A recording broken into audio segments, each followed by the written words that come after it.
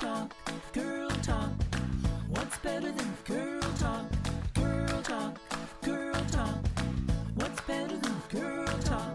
A chat with the ladies about their day, the ups and downs along the way. She's a cook, she's a chauffeur, she's a worker bee.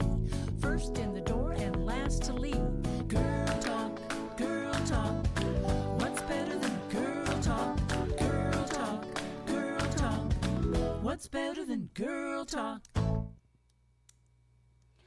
Welcome to Girl Talk. I'm Regina Ayars. And I'm Carol Voisin. And Girl Talk is a lively discussion of the opportunities, challenges, and successes of women in their daily lives. We interview women living here in the Rogue Valley who are making a difference in our communities. We are pleased to have Kelly Marcotulli, organizer of Oregon for Safer Technology in Ashland, with us here today on Girl Talk. This is a topic of interest to many people because it has to do with our health and our future. Carol, would you like to introduce our guest? I would. Kelly, however, I would like you to introduce yourself. If you would, just tell us a bit about your background and your organization. Sure. So my name is Kelly Marcotulli, and I have lived in the Rogue Valley for about 2 years now. I was an elementary school teacher for 30 years in the Los Angeles Unified School District. Go Union organizers. Thank you for winning a new contract for them. And I became involved in the topic of wireless technologies because a girlfriend of mine back in Los Angeles, a school teacher, became very ill when her school installed Wi-Fi routers. They doubled the necessary routers in the school, and as a result, her and about 3 other teachers became very ill with a disease called microwave sickness. This is a condition that may be affecting both of you ladies. It might be affecting our listeners and viewers out there, and you may not know it. Tinnitus, the ringing in the ears that I have, many people have it. When I am in a Wi-Fi environment, my tinnitus increases. I get a headache right in this center area, and I do get little rashes. My skin starts to itch. And my girlfriend back in LA, she told me of her condition. She told me of what she thought it was. And of course, I was very skeptical. I thought, what? This couldn't be true. How could these devices that we use every day, these Wi-Fi routers, these cell phones, these cell towers, which are now everywhere, how could our government allow this industry to cause harm? And through her work and her saying, look at this tinnitus issue, I think it may be it could be caused by the wireless devices and the cell towers and the Wi-Fi routers. And I did. I delved deeply into the science. As I said, I was retired when I came to the Rogue Valley. I had some time on my hands. And I started looking at all the studies and international studies and doctors and scientists. Hundreds of studies coming out saying, yes, this new technology that we are assuming is safe, that we use every day, that is ubiquitous, it's all over the place, it is not as safe as we assume it is. And that's our flaw in that we make assumptions. And this is wireless technology you're talking about. Yeah, it is. And what about, and we've had this issue somewhat in the valley, and that has to do with smart meters. So. And it's also, go ahead. Yeah. So smart meters are run on a radio frequency, just like your cell phone, just like Wi-Fi, just like the towers that drive this technology. And smart meters are being placed on homes without people's permission. And even when people protest, the power company says, sorry, this is all we have to offer you, and you're going to have to take on this meter. But the idea behind it is that it's run by RF, radio frequency radiation, which is the other R on that acronym, and it is causing people harm because, like I said, this microwave sickness is becoming more well known as a condition that people are suffering from. Is it a condition that the medical community acknowledges? In Sweden, it's considered as a disability. In other foreign countries, they recognize it as a condition that needs to be accommodated. Maybe they haven't given it the label of disability. Our country, the United States, does not. But many medical professionals are realizing that You only need to look at the symptoms and then the causal relationships. So if a cell tower goes up outside of my home and I start feeling sick, and then I go visit my mom who lives out in the country and my symptoms go away, but when I return to my own home and my symptoms reappear, then you can make a causal relationship and say that's what's causing it. So the medical industry is slow to take this on. I can imagine. So why should we know about this? It seems like it's affecting a few people, or maybe quite a few, who don't even know about it. But why should we really know about this? And how do we break through the barriers of the corporations telling us something different, and even our government telling us something different? Well, we know that we live in a capitalist society, and just like the tobacco industry, where the science was there, people were getting sick, but the tobacco industry suppressed that information, and they kept marketing to the masses. They kept marketing, and children and adults were all addicted. Well, I'm sorry to say that many adults and many children are now addicted to cell phones, and the reason why we need to care is because just like the tobacco industry, this technology is causing great harm. It's causing biological harm in that cells are reconfiguring in a negative way. DNA? The DNA, there's DNA damage. There's the cancer rates. There's a tumor called the glioblastoma, which is what Senator John McCain died from. And Ted Kennedy? Ted Kennedy, Ted Kennedy was right-handed. His glioblastoma tumor was right where he held his cell phone. Wow. John McCain was left-handed, same tumor, opposite side. Wow. So I encourage anybody listening and watching this interview that if you use your cell phone, please use speakerphone, use headsets, and do not put it next to your body, because in the cell phone itself, in the actual documentation that who reads it, it says, don't hold this device next to your body. Now, aren't there some women who put it in their bra, their cell phone? Yes. I saw that, yeah. Right. So there was a documentary released in 2017 called Generations Apt, and they did a wonderful job of exposing and looking at all the information that I'm describing. And they had a woman who'd never had any breast cancer in her history, and she had markers in her breast from exactly where she would hold the cell phone against her body. Like the tumors mimicked where the antenna was in the cell phone. Whoa. Yeah. So, and I pray that children, adolescents who are holding their cell phones in their back pockets. They are, yeah. So testicular cancer is on the rise. Infertility. Oh, I mean, think about a radiating device being held against your body. Your reproductive organs are there. There's going to be mass consequences that people will have to, account for. So the 5G that everybody is talking about and that everybody wants and has to have, is that part of this discussion? Very much so. So that is really driving the conversation for a lot of people, because they don't want to, they accept 4G, which the G stands for generation.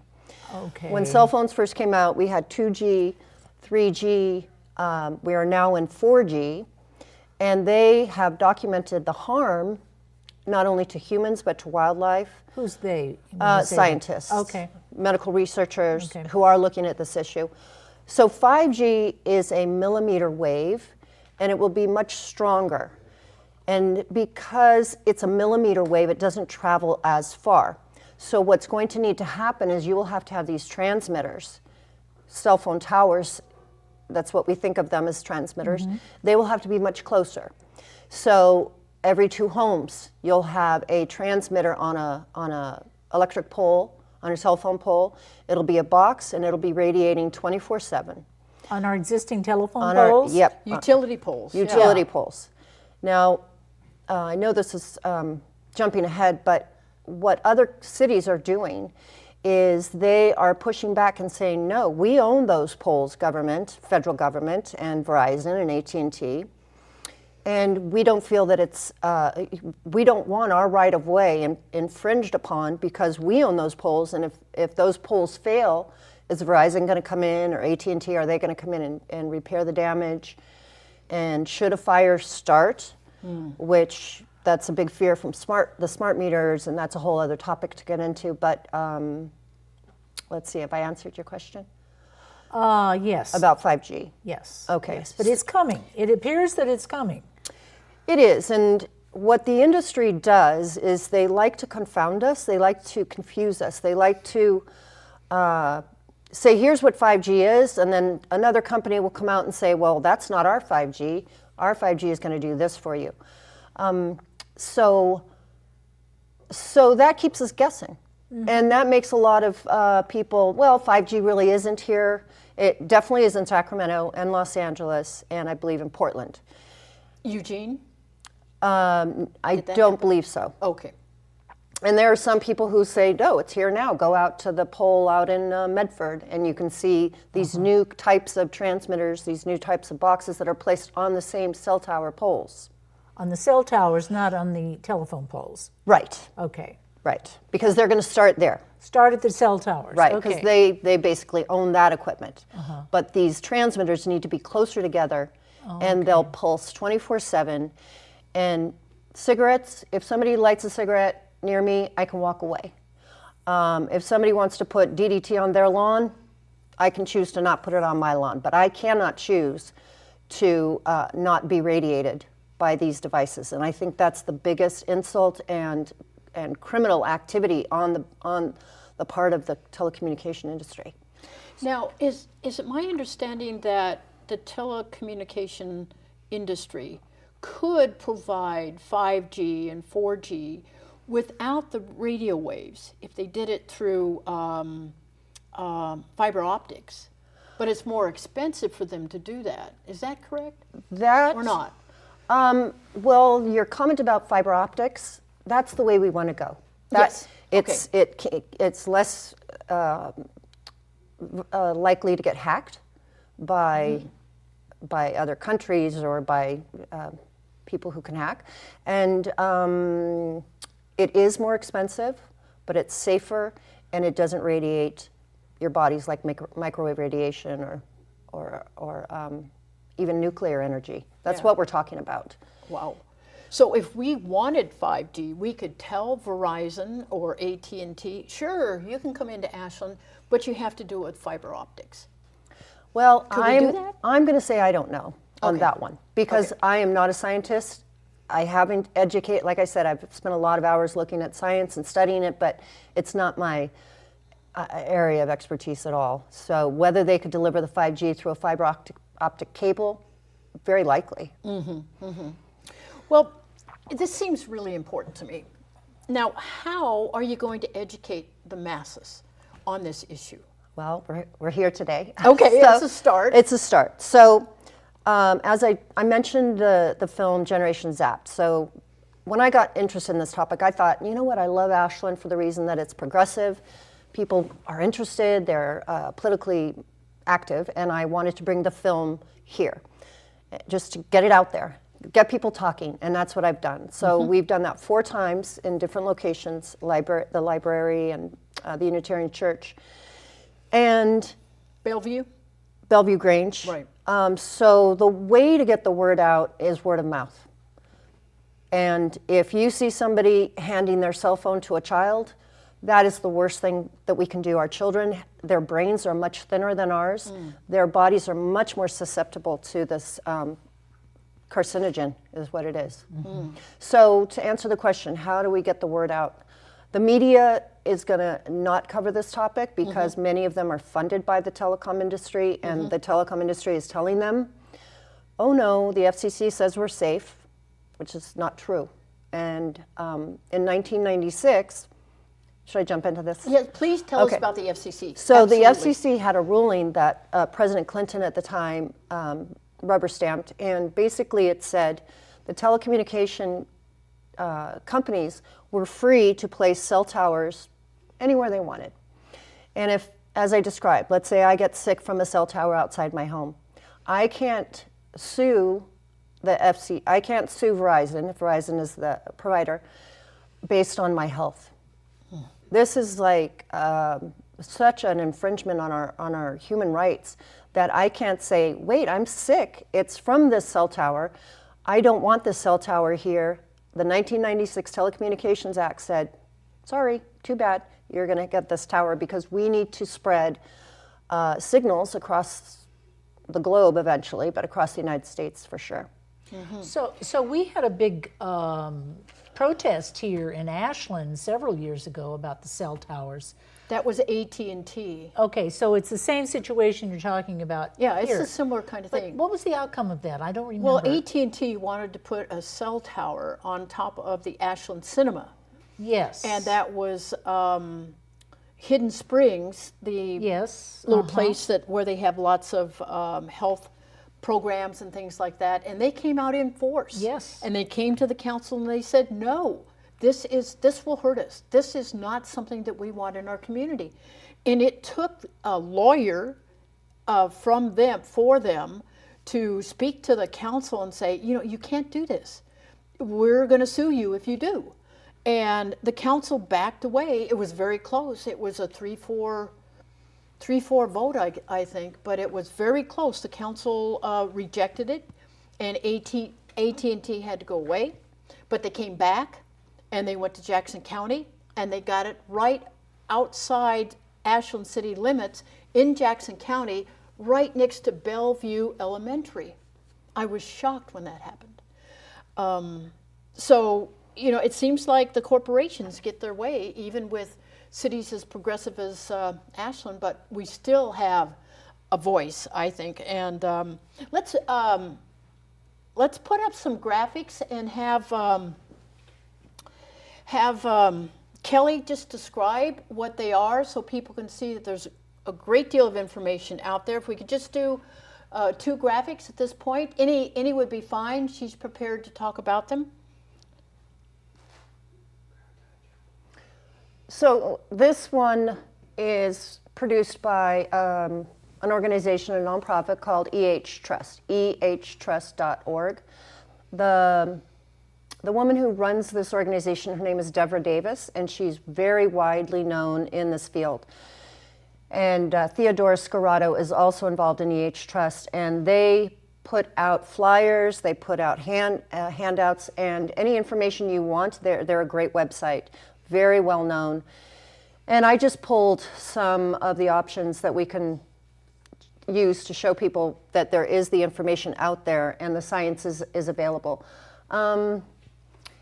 So let me just reflect on this. I can't really see if it talks about it, but our own government, the National Toxicology Program, in 2017 came out with their final results of a 10-year study that they did testing whether cell phones are safe.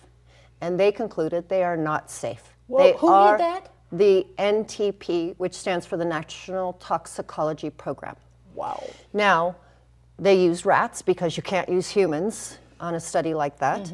But the rats did develop that glioblastoma tumor that I spoke of, that Senator McCain and Senator Kennedy both died from. And so that was very telling. $25 million was spent on that study. And instead of 2 years, it lasted, I think, 10 or 12.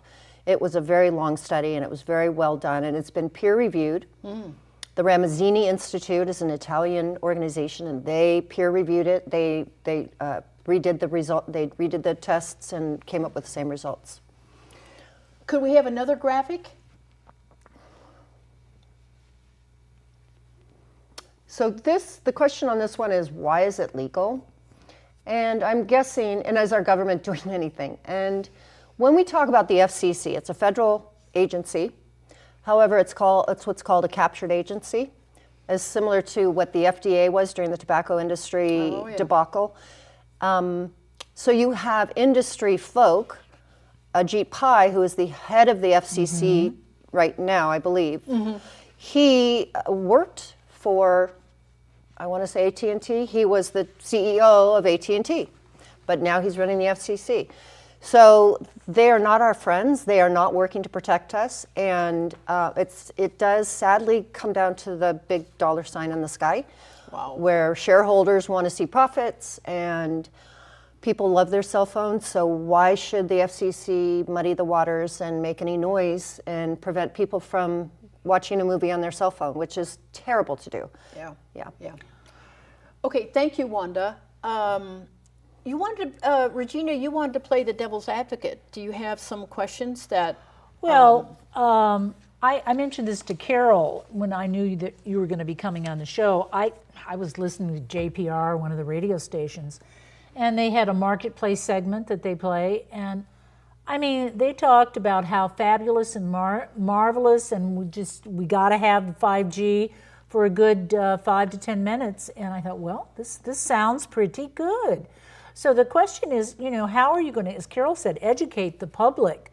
And so is your organization, Oregon for Safer Technology, is that a statewide organization? So there's other people similar to yourself in communities around Oregon that are educating their communities? Yes. They're not part of Oregon for Safer Technology yet. I invite them to join if they want. Is this your organization? It is. This is. Oh, so this started right here in Ashland. It is, yes. And you're trying to get other communities to use your, I don't know, materials? I think everybody just needs to get on board and understand the facts. Whether they join my organization or not, there's a lot of people are pushing back on the smart meter issue, which is huge because that, of course, is on your house, and that's going to radiate your home and your children 24/7 and your animals.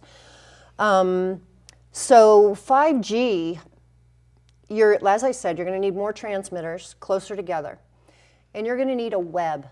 And even President Trump has come out with a FirstNet, which is basically a mimic of the 5G platform, in that we're going to have satellites out in space, and the idea is to protect us and to get a jump on the Chinese and other countries who are doing this, and Russia.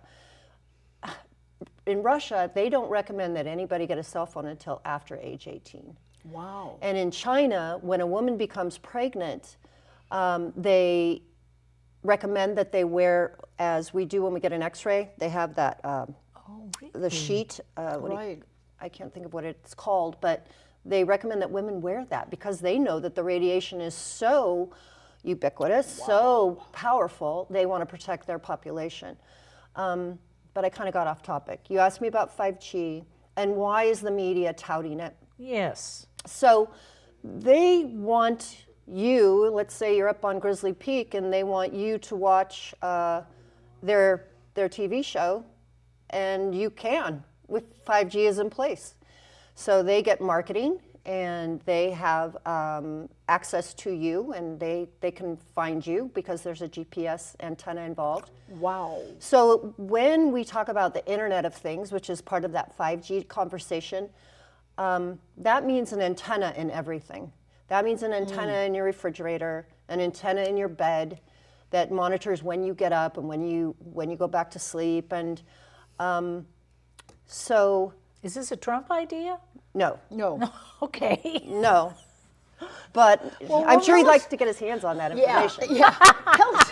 Tell us what's the relationship between 5G and AI, artificial intelligence? So my understanding is that 4G is still capable of running AI, but the 5G will make it more responsive and more powerful.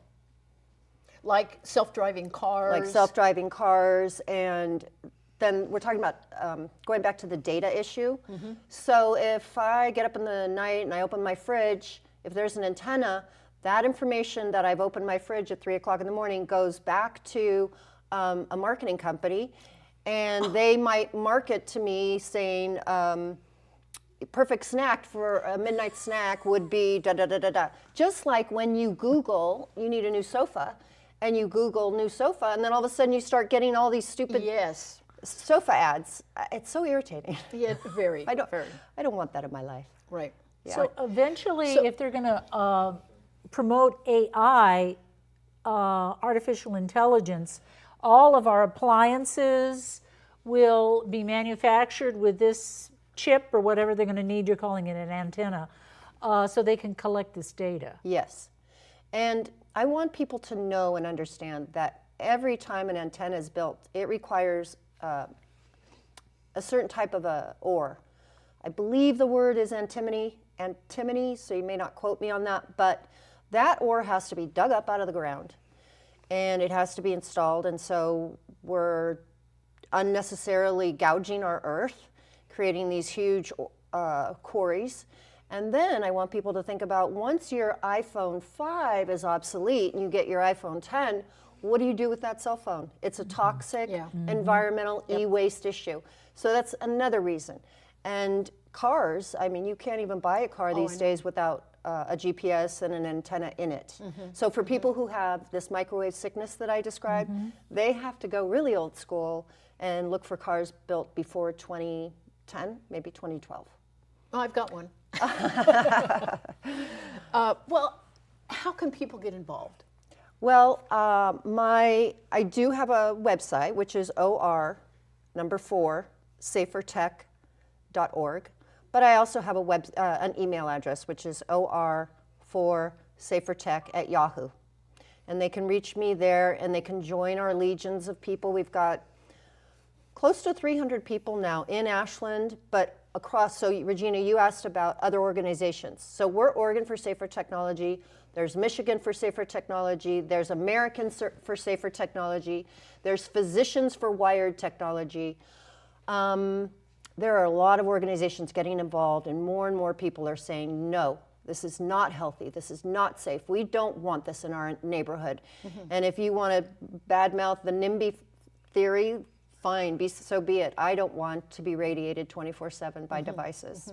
Now, you have gone to the Ashland City Council. Many times. I'm good friends with those folks. No. Yes, and we are looking to get a study session. And in Marin County, they have done exactly the same thing, and they've gotten great results in that they're now rewriting their telecommunications ordinance, and that is what we want. We want to be able to put up as many roadblocks, barriers to this technology that we can get. So looks like we're going to have to wrap up here. Thank you, You're welcome. Kelly. Very informative. Yeah. Good. Thank you. So glad. Thank Yeah, you. I'm so glad you came today. Well, that's about all the time we have today. And we would like to thank Kelly Marcotulli for coming and spending her time with us and educating the community about this issue.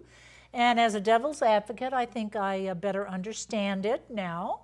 So that's good. So Carol, you want to thank the volunteer crew? I do. We have a wonderful volunteer crew. Remember, everyone is volunteer here. We have Wanda, our director, John, Gary, JC, David, and Lynn. All, thank you so much for coming out on this cold, wintry day and helping us produce this show. Many thanks. Yes, and we want to thank the Digital Media Center also for providing the facility and staff to support the broadcast of Girl Talk and other community-created programming. And Girl Talk can be seen on Channel 15 with Ashland HomeNet or Channel 182 with Charter at 3 on Saturdays and 6:30 on Thursdays. So thanks for joining us today, and we'll see you next time. Bye-bye.